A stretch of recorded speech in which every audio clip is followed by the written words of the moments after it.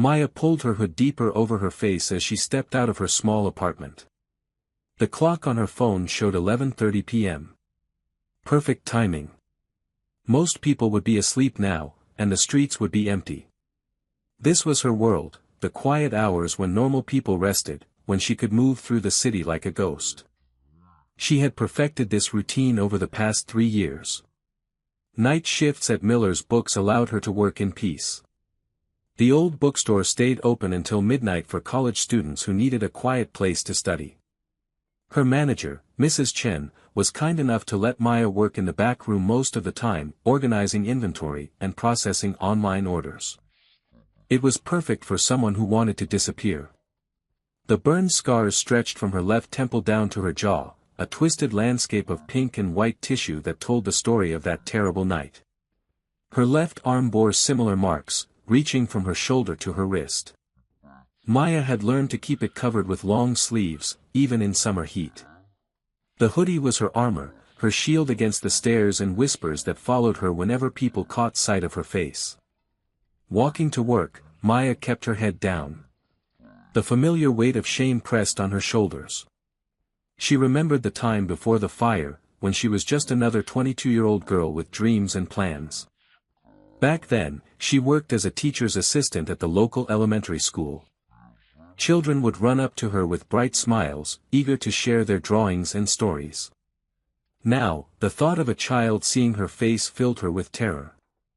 The bookstore appeared ahead, its warm yellow light spilling onto the empty sidewalk. Maya used her key to enter through the back door. Inside, the familiar smell of old books and coffee welcomed her. This place had become her sanctuary, the only space where she felt safe. "Evening, Maya," Mrs. Chen called softly from behind the counter. The older woman never asked questions about Maya's scars or her strange schedule. She simply accepted her as she was, which made Maya grateful beyond words. "Good evening, Mrs. Chen," Maya replied, keeping her voice low. Even after 3 years, speaking to people felt difficult. Her confidence had died in that fire along with her parents. The night passed quietly. Maya sorted through boxes of new books, her movements careful and precise. She had always loved reading, and being surrounded by stories helped ease the loneliness that lived in her chest like a permanent ache. In books, she could escape into other worlds where scars didn't matter, where people were judged by their hearts instead of their faces. Around 1 a.m., Maya realized they were running low on coffee for the reading area. Mrs. Chen had already left for the night, trusting Maya to lock up. Maya checked the small kitchen attached to the store, but the coffee supplies were empty. She would need to make a quick trip to the 24-hour grocery store 2 blocks away. The idea of going out again made her stomach tighten with anxiety. But the college students depended on having coffee available during their late-night study sessions. Maya pulled her hood up and grabbed her wallet. She would make it quick, in and out before anyone noticed her. The grocery store buzzed with fluorescent lights that made everything look harsh and artificial. Maya kept her head down as she walked quickly toward the coffee aisle.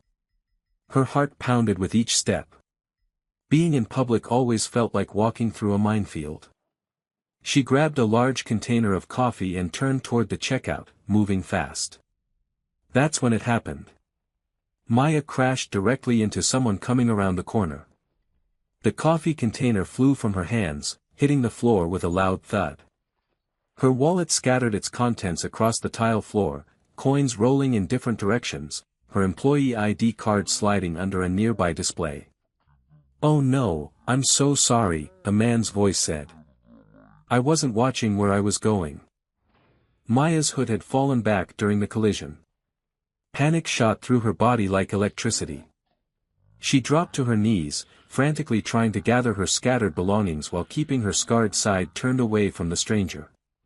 "Here, let me help you," the man said, kneeling down beside her. "No," Maya said, her voice sharp with fear. "Please, just leave me alone." But the man had already started collecting her coins. Maya caught a glimpse of him from the corner of her eye, dark hair, gentle face, wearing a simple t-shirt and jeans.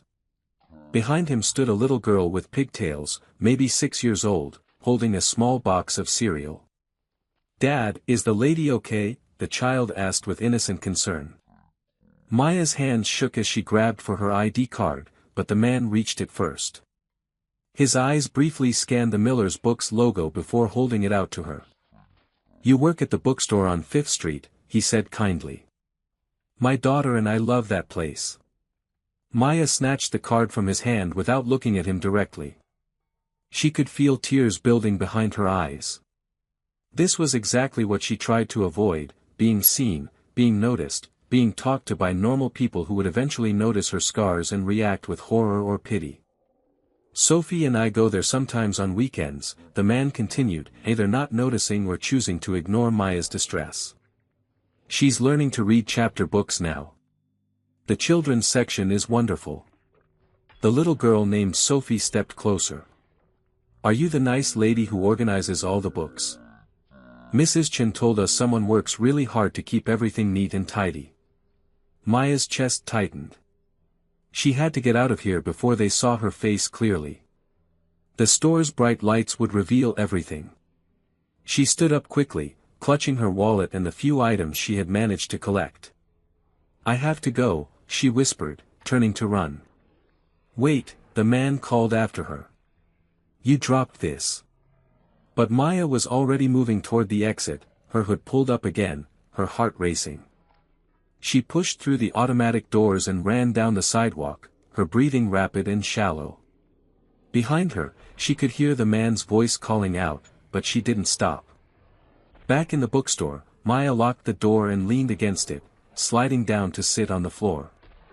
Her whole body trembled as tears finally came. This was why she avoided people.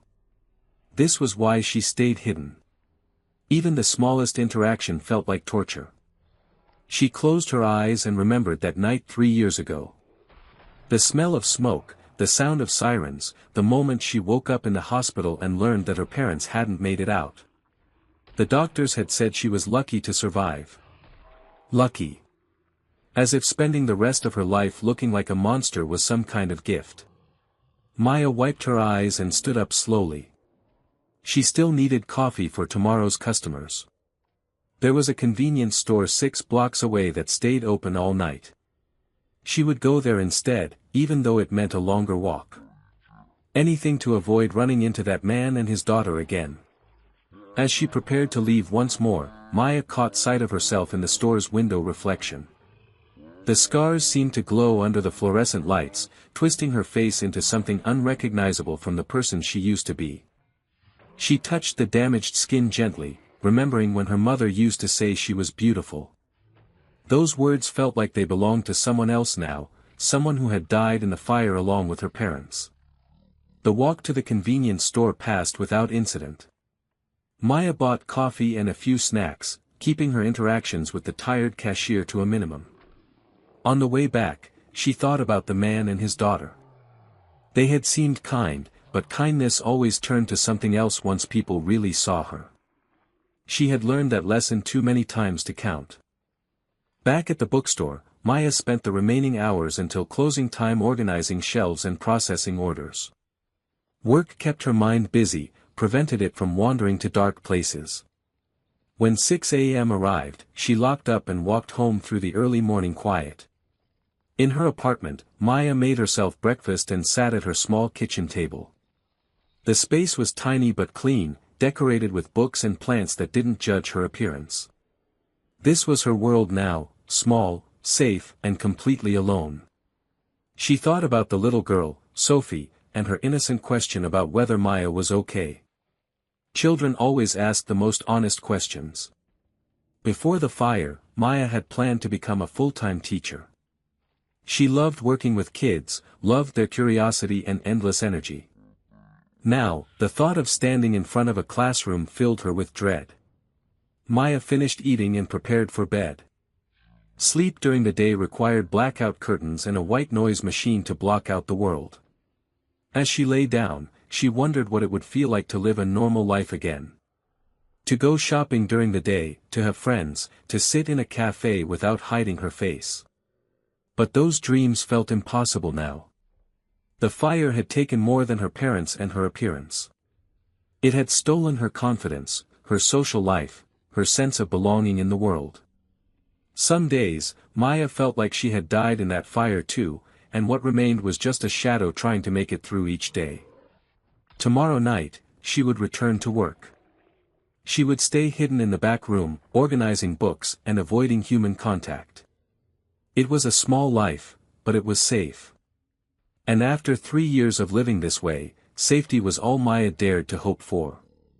As sleep finally came, Maya didn't know that her dropped wallet had been found, or that someone kind was planning to return it. She didn't know that her carefully constructed world of isolation was about to change forever. Ben stood in the grocery store aisle, holding a small black wallet in his hands. The woman who had bumped into him had run away so quickly that he hadn't been able to return it to her. Sophie tugged at his sleeve, looking worried. "Dad, why did the lady run away?" Sophie asked. "Was she scared of us?" Ben knelt down to his daughter's level. "I don't think she was scared of us, sweetheart. Sometimes people are just in a hurry." He opened the wallet to find identification so he could return it properly. Inside, he found a driver's license for Maya Rodriguez, along with an employee card from Miller's Books. There was also a library card and a few dollar bills, but no credit cards or photos. The wallet seemed to belong to someone who kept their life very simple. "Look, Sophie," Ben said, showing her the bookstore card. "She works at your favorite bookstore. We can return this to her tomorrow." Sophie's face brightened. "Really? Maybe she's the one who puts all the pretty bookmarks in the children's books." Ben smiled. His 6-year-old daughter had developed a love for reading after her mother died 8 months ago. Books became Sophie's escape, just like they had been for Ben when he was processing his grief. The bookstore on 5th Street had become their weekly destination, a place where they could find new stories and spend quiet time together. The next evening, Ben and Sophie walked into Miller's Books. The familiar smell of coffee and old paper welcomed them. Mrs. Chen smiled from behind the counter as they approached. "Good evening, Ben." "Hello, Sophie," Mrs. Chen said warmly. "Looking for new books tonight?" "Actually," Ben said, pulling out the wallet, "I'm hoping to return this to one of your employees. Maya Rodriguez. She dropped it at the grocery store yesterday." Mrs. Chen's expression changed slightly, becoming more cautious.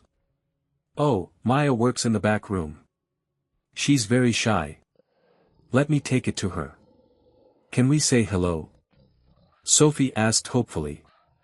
"I want to thank her for making the bookstore so nice." Mrs. Chen hesitated. "She doesn't usually meet customers. But let me ask." Mrs. Chen disappeared into the back room. Ben could hear quiet voices, though he couldn't make out the words. After a few minutes, she returned alone. "Maya says thank you for returning the wallet," Mrs. Chen said. "But she's very busy with inventory tonight." Sophie looked disappointed. "Maybe next time." "Maybe," Mrs. Chen said kindly. Ben felt curious about this mysterious employee who seemed to avoid people.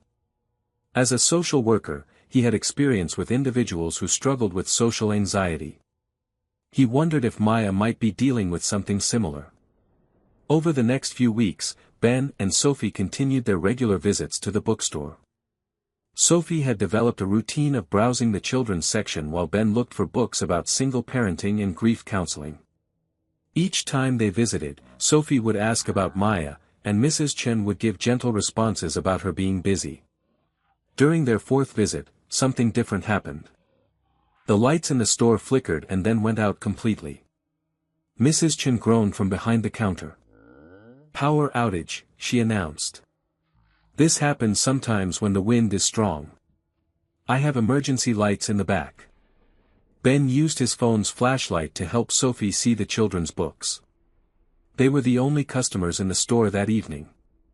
As Mrs. Chen fumbled around looking for the emergency lighting, Ben heard a soft crash from the back room, followed by a worried voice.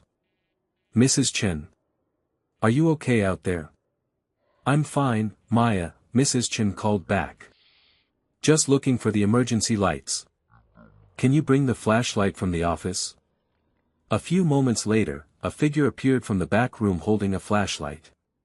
The person wore a dark hoodie pulled up over their head, and they moved carefully toward the front of the store.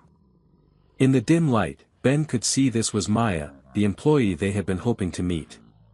Sophie, who was sitting on the floor looking at a picture book, looked up with excitement. Are you Maya?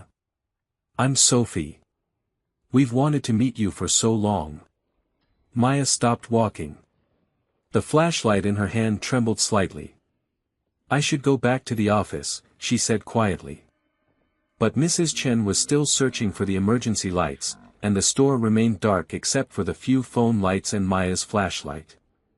Sophie stood up and walked closer to Maya, her natural curiosity overcoming any sense of adult social boundaries. You make the bookstore so pretty, Sophie said. All the books are in perfect order, and someone puts little bookmarks with flowers on them in the children's section. Mrs. Chen said that was you.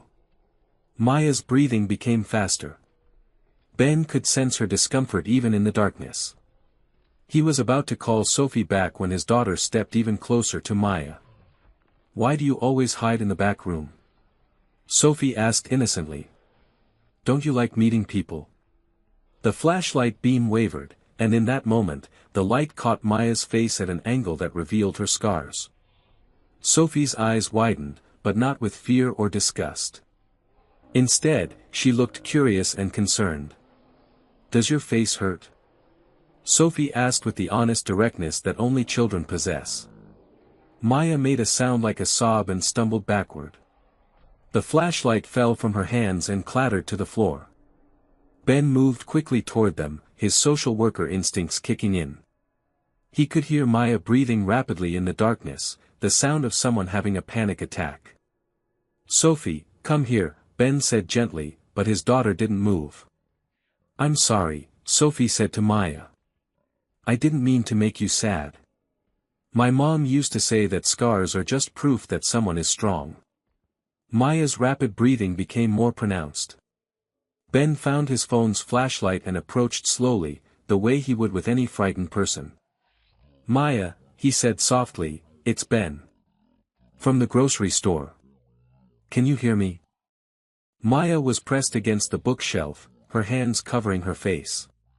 Please don't look at me, she whispered. I'm disgusting. No, you're not, Sophie said firmly. You're the nice lady who takes care of all our books. Ben knelt down beside Maya, keeping his distance but making his presence known. In his work, he had helped many people through panic attacks. Maya, you're safe here. Can you try to take slow breaths with me? For several minutes, Ben guided Maya through breathing exercises while Sophie sat quietly nearby. Mrs. Chen had found the emergency lights and was setting them up around the store, giving them a soft glow to work with. When Maya's breathing finally slowed down, she kept her hands over her face. I'm sorry, she whispered. I didn't want anyone to see me. See what? Sophie asked, genuinely confused. You look fine to me.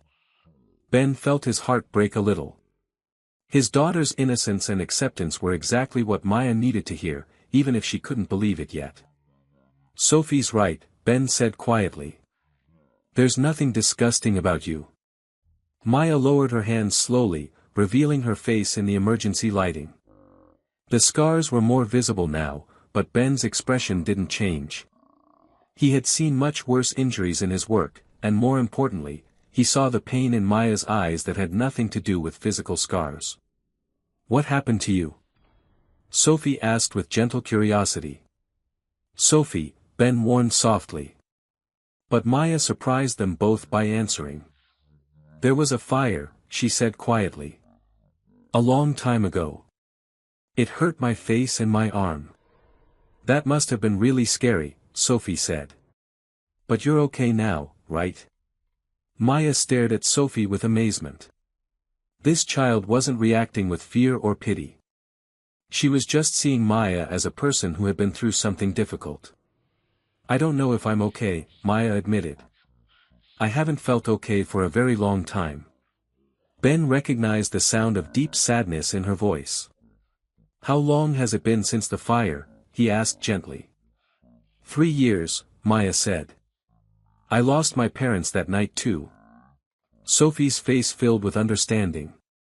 My mom died too, she said simply. It makes everything really hard. The three of them sat in a quiet bookstore, surrounded by emergency lights and the gentle sounds of Mrs. Chen organizing things at the front counter. Ben felt a strange connection forming between his daughter and this wounded woman who clearly needed kindness.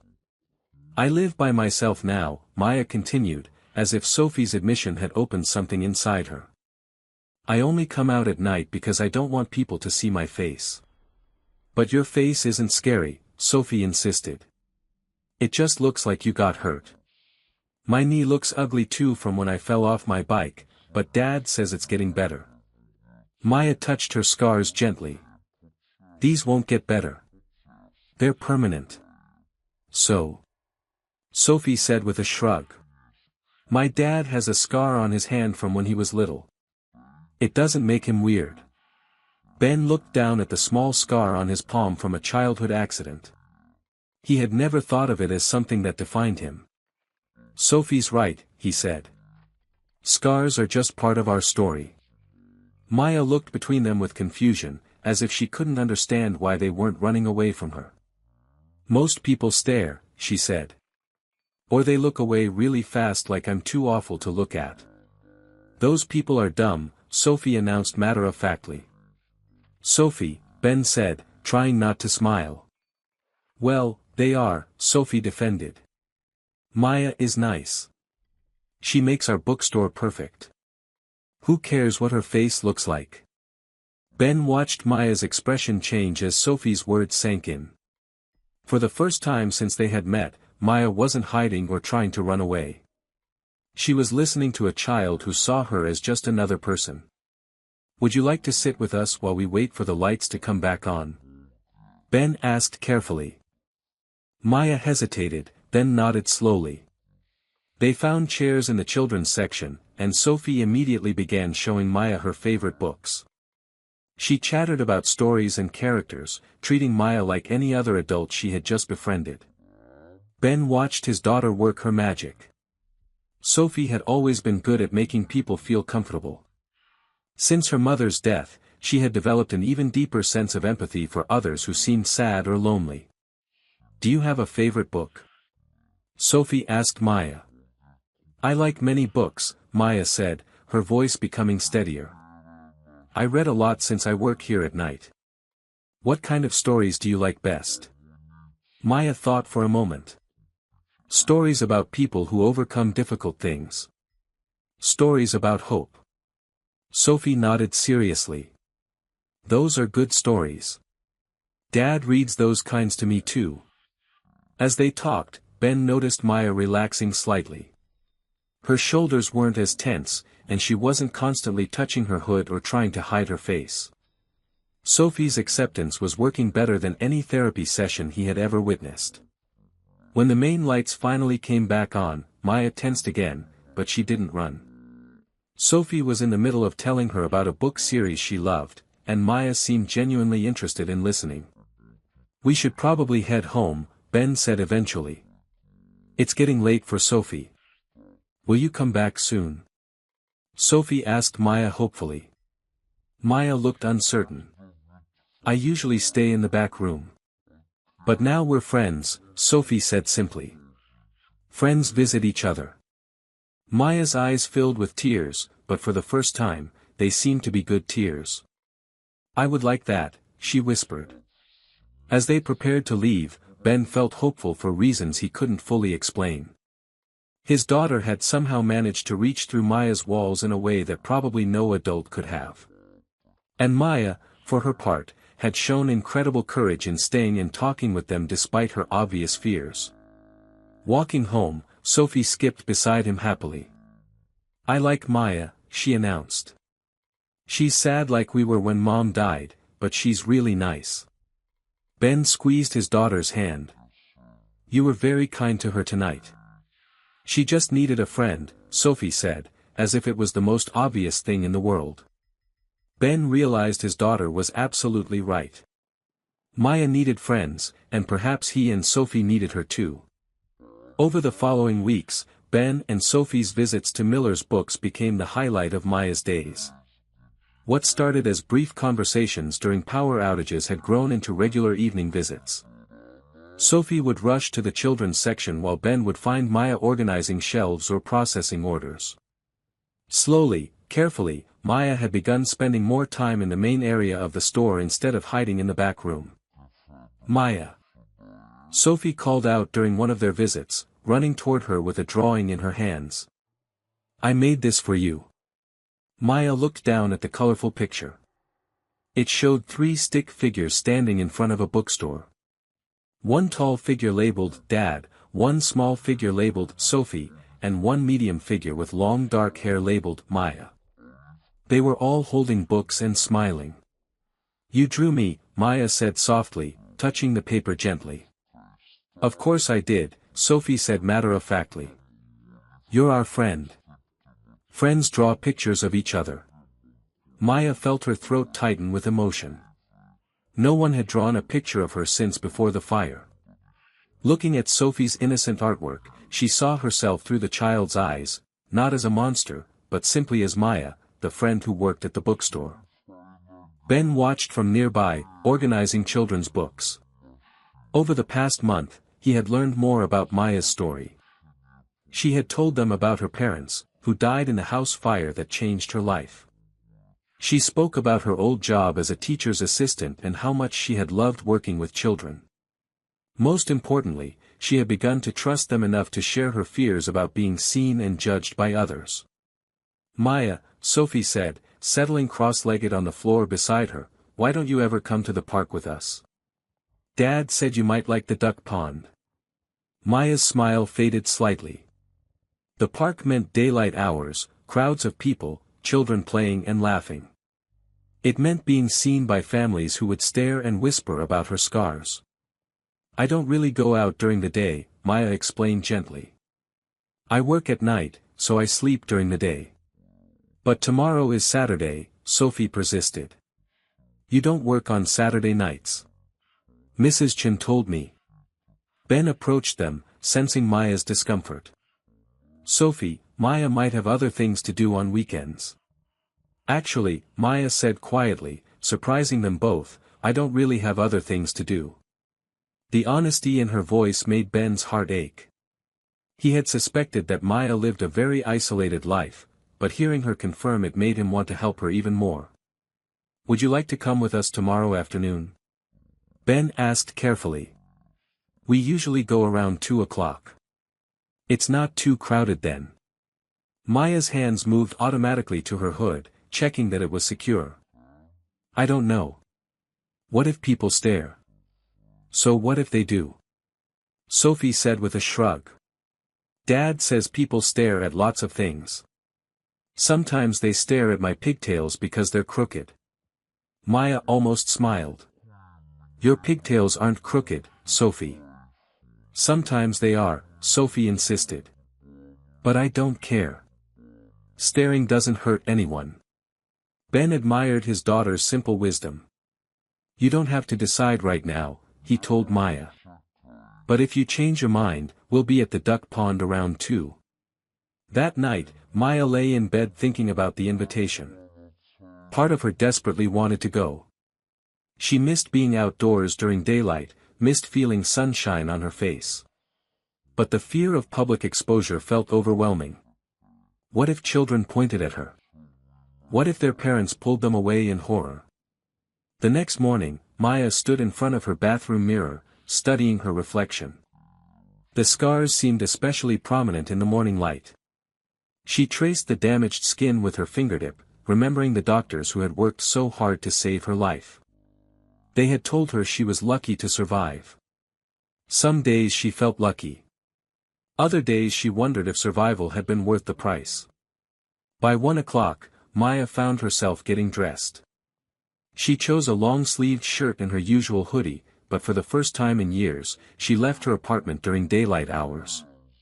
The sunlight felt strange on her skin as she walked slowly toward the park. Ben and Sophie were already at the duck pond when Maya arrived. Sophie spotted her first and waved enthusiastically. Maya. You came. Dad, look, Maya came. Ben turned and smiled, his face lighting up with genuine pleasure. I'm so glad you decided to join us. Maya kept her hood up but felt a small surge of pride for making it this far. They spent an hour feeding ducks and walking around the pond. Sophie chattered constantly, pointing out flowers and insects and telling Maya stories about each duck they encountered. That one is Gerald, Sophie explained, pointing to a particularly large mallard. He's the boss of all the other ducks. And that little brown one is Penelope. She's shy like you, but she still comes out to get food. Maya found herself relaxing as they walked. A few people glanced in their direction, but no one stared rudely or made comments. Ben stayed close beside her, his presence reassuring and protective. This is nice, Maya admitted quietly to Ben while Sophie ran ahead to look at some flowers. You seem more comfortable than I expected, Ben observed. Sophie makes everything feel normal, Maya said.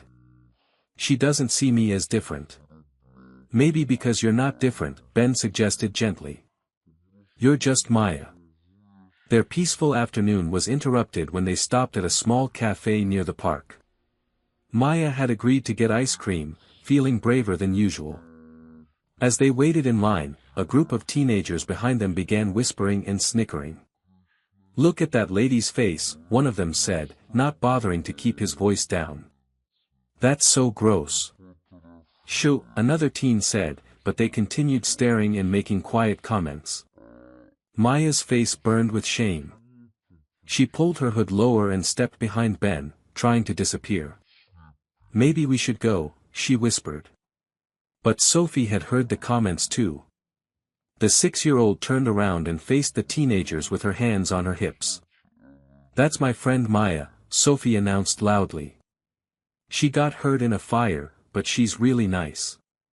You're being mean. Sophie, Ben said quietly, but he was clearly proud of his daughter's defense. It's okay, Maya said, tears building in her eyes. Let's just leave. They left the cafe quickly, Maya's brief confidence shattered. Ben could see her shoulders shaking as they walked back toward the parking area. Sophie held Maya's hand, chattering about how those teenagers were rude and didn't know anything about being nice. When they reached Ben's car, Maya suddenly stopped walking and covered her face with her hands. The tears came all at once, months of suppressed emotion pouring out in the parking lot. I can't do this, she sobbed. I thought maybe I could be normal again, but I can't. I'm too ugly. I scare people. Ben felt his heart breaking. Without thinking, he stepped closer and gently pulled Maya's hands away from her face. Look at me, he said softly. No, Maya whispered, trying to turn away. Please don't look at me when I'm crying. I look even worse. Maya, Ben said firmly, look at me. Slowly, reluctantly, Maya raised her eyes to meet his. Her face was streaked with tears, her scars more visible than ever in the afternoon sunlight. Ben looked directly at her, his expression full of tenderness and something else that Maya couldn't quite identify. You are not ugly, Ben said clearly. You are not disgusting. You are not scary. The scars, Maya began. The scars are part of you, Ben interrupted. They tell a story about someone who survived something terrible. They tell a story about someone who is stronger than she knows. Sophie moved closer, wrapping her small arms around Maya's waist. Dad's right, she said firmly. You're beautiful, Maya. Those teenagers were just stupid. Maya looked down at Sophie, then back at Ben. For the first time in 3 years, she saw something other than pity or discomfort in another person's eyes. She saw acceptance. She saw affection. She saw something that looked almost like love. I don't understand, Maya whispered. How can you look at me and not see a monster? Ben stepped even closer, close enough that Maya could feel his warmth.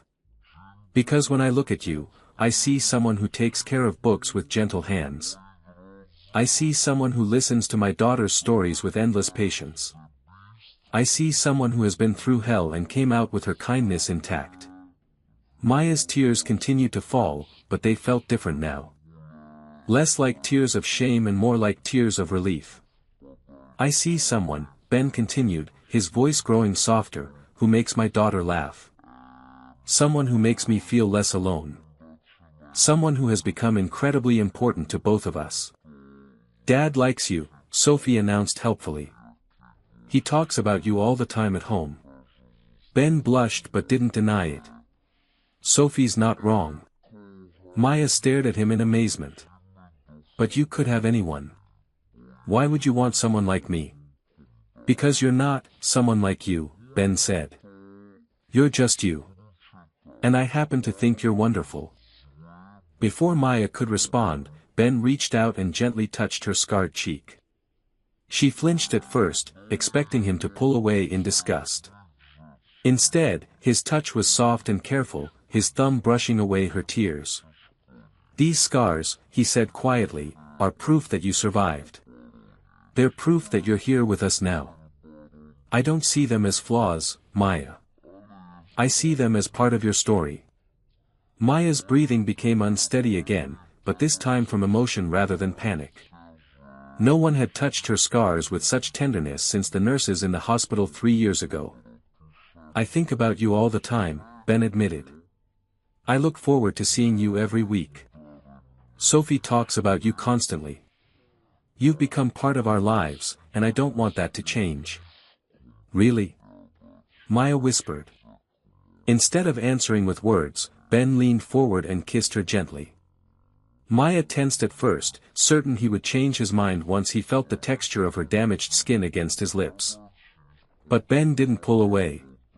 If anything, he deepened the kiss slightly, his hand still cradling her scarred cheek.